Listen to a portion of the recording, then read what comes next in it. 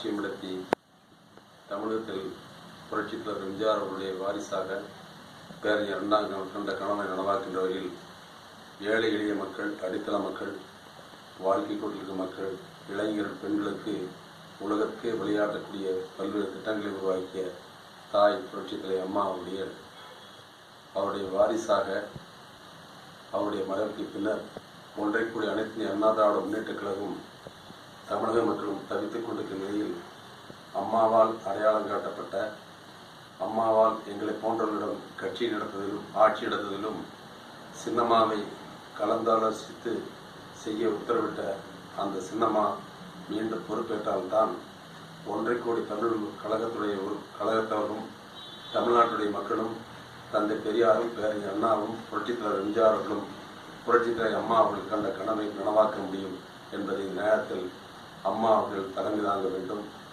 கட்சியில் இருக்க தொண்டர்களை காப்பாற்ற வேண்டும், தமிழ் மக்களை காப்பாற்ற வேண்டும், அடித்தள மக்களை காப்பாற்ற வேண்டும். அதற்கு அம்மா தாய் பொறுப்பேற்க வேண்டும்.